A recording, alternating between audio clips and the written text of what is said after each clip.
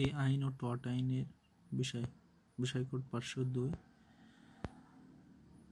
চুক্তির শ্রেণীবিভাগ মূলত 3 ভাগে বিভক্ত করা হয়েছে: বৈধতা অনুযায়ী, গঠন অনুযায়ী, কার্যকারিতা অনুযায়ী। বৈধতা অনুযায়ী বলতে কি বোঝায়? বৈধতা চুক্তি যে চুক্তির আইনের দৃষ্টিতে বৈধ এবং বলবৎযোগ্য। বাতিলযোগ্য চুক্তি যে চুক্তির একটি পক্ষ চুক্তির শর্ত লঙ্ঘনের কারণে দুটি বাতিল করতে পারে। বাতিল চুক্তি যে চুক্তি শুরু থেকে আইনগত কোনো মূল্য রাখে না এবং শুরু থেকে অকার্যকর। অপরিবর্তনযোগ্য চুক্তি যে চুক্তি কিছু প্রযুক্তিগত ত্রুটির কারণে আইনগতভাবে প্রয়োগ করা যায় না, যদি এটি থেকে অবৈধ নয়। গঠন অনুযায়ী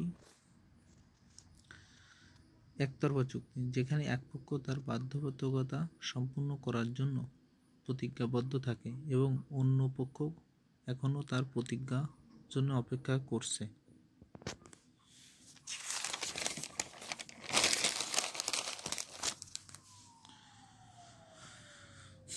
দ্বিপাক্ষিক চুক্তি যেখানে উভয় পক্ষ থেকে একে অপরের কাছে বাধ্যবাধকতা পূরণের জন্য প্রতিজ্ঞা থাকে। শূন্য চুক্তি যারা শুরু থেকে আইনগত অবৈধ, যেমন কোনো অবৈধ কাজের জন্য চুক্তি। কার্যকারিতা চুক্তি সম্পাদিত চুক্তি, কার্যকর চুক্তি আর অসম্পাদিত চুক্তি 3টে ভাগে বিভক্ত করা হয়েছে। যে চুক্তিটি ইতিমধ্যে সম্পাদিত হয়ে গেছে, অর্থাৎ উভয় পক্ষই তাদের বাধ্যবাধকতা সম্পূর্ণ করেছে। কার্যকর চুক্তি বলতে কি বুঝি? যে চুক্তিটি কার্যকর করার প্রক্রিয়া শুরু হয়েছে কিন্তু এখনো সম্পূর্ণ হয়নি। অসম্পাদিত চুক্তি যে চুক্তি এখনো কার্যকর করা হয়নি। ধন্যবাদ সকলকে।